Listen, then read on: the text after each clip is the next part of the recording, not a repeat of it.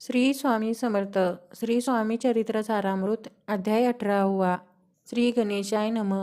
स्वामी सूत के गद्दी पर कौन अधिकारी नियुक्त किया जाए, ऐसा प्रश्न सेवक करते स्वामी जी को. तब बोले समर्थ सेवकों से, सेवक है बहुत, पर एक भी मुझे योग्य दिखाई न दे. जब हमारे मन में आएगा तब मोर पखेरु को अधिकारी नियुक्त करेंगे गद्दी पर. चिंता तुम ना करो. मोर पखेरु समर्थ बोलते बारंबार. दिन रात रट लगाते, जोर से पुकारते, हमारी पारद की ईट जतन करो ठीक. बार बार कहते समर्थ काकूबाई से, छुपी रखी ईट को वह देनी चाहिए हमें. इसका अर्थ किसी को स्पष्ट न समझता. स्वामी सूत का भ्राता कोकन में था रहता.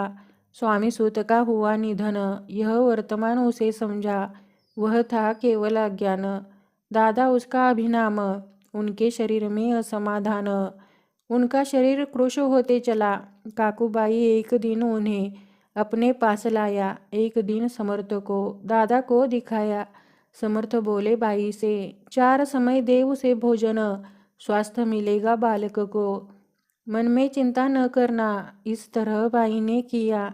दादा को स्वस्थता आई. समर्थ की कृपा होते ही रोग कहाँ रहेगा. केजगांव मोगलाई में वहाँ नाना साहेब भक्त, उन्होंने बांधा श्री स्वामी जी का मठ. खर्च किया द्रव्य बहुत. श्री आज्ञा लेकर सच में पादुका स्थापित करने मठ में. इस वजह से अक्कलकोट आए समर्थ के दर्शन को. उन्होंने काकूबाई से कहा, चरण पादुका स्थापन करने आप भेजो दादा को साथ हमारे. बाई ने कहा, वह तो अज्ञान, उसके शरीर में असमाधान, उसकी चिंता करेगा कौन. सत्य मुझे कहो. समर्थ ने व्रत सुना. उसे भेज दो यह कहा. यद्यपि बाल है अज्ञ, फिर भी संभालेंगे उसे. समर्थ ने उसे फिर कहा, उसमें तुम्हारा क्या गया. हमें दिखे जो भला वही हम करेंगे. आखिर लोगों के साथ केजगांव मोगलाई भेज दिया दादा को. चरण पादुका स्थापन होने पर दादा वापस आए. आगे सेवकों से कहकर उसे मुंबई दिया भेज. ब्रह्मचारी को हुई आज्ञा, गद्दी पर इसे स्थापित करो. दादा को करके गोसावी मुंबई की गद्दी चलाना. स्वामी स्वत की इसे देना, कपनी झोली निशान. ब्रह्मचारी दादा को उपदेश देते दिन रात, गोसावी बनकर गद्दी तुम्हें है चलाना. दादा था अज्ञान, फिर भी ऐसी बातों को ना कहे सर्वथा. उसके चित्त को ना रुचे. इस प्रकार ब्रह्मचारी ने कोशिश की देखकर आखिर दादा को मुंबई से अक्कलकोट भेज दिया. समर्थ ने इसे समय आज्ञा दी भुजंग को, मेरी लेकर चरण पादुका दादा के रखो सिर पर. मोर्चल लाओ तुरंत, धरो उसके ऊपर. आज्ञा समान सेवक वैसा ही करते. श्री की चरण पादुका पड़ते सिर पर. जागृत हुआ उनका चित्त. हृदय में प्रकट हुआ ज्ञान सविता. अज्ञान गया उनका. धन्य गुरु की महिमा, पादुका स्पर्श से हुए तत्काल ब्रह्मज्ञानी. वह धन्यता कैसे वर्णन करूं. दादा की देख कर यह वृत्ति.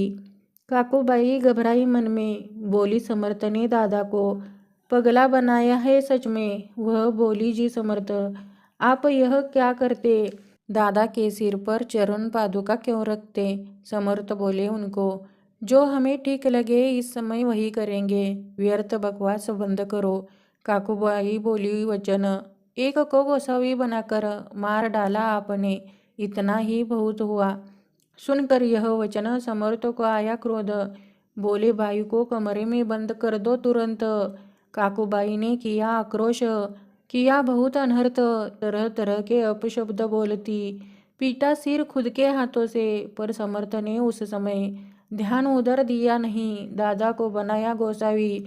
कफनी झोली अर्पण की. दूसरे दिन दादा को समर्थ ने भेजा भिक्षा लाने को. यह देखकर काकूबाई को दुख हुआ अपार. समर्थ को हंसी आई. बहुत प्रशंसा की. दादा को पास बुलाया. क्या कहा उनसे. अनसुया तेरी माता, उनसे भिक्षा मांग अब. अवश्य बोले. तुरंत जननी के पास गए. यह देखकर बाई का अंतकरण हुआ क्रोधित. बोली, तेरी यह करनी लोकापवाद कारण. सुनकर यह माता का वचन, दादा उनसे बोले, ऐहिक सुख तुच्छ लगते माता आज से। पुत्र का सुनकर यह वचन, उदास हुआ उनका मन। दादा गोसावी बनकर स्वामी भजन में रंग गए। कुछ दिनों के बाद फिर आए मुंबई। स्वामी सूत के गद्दी पर बैठकर संस्था चलाई। इति श्री स्वामी चरित्र सारामृत। अनेक कथा संमत श्रवण करे सदा भाविक भक्त। अष्टदशोध्याय रुचिपूर्ण श्रीरस्तु शुभम भवतु। श्री स्वामी समर्थ गुरुमाऊली चरणार्पणमस्तु।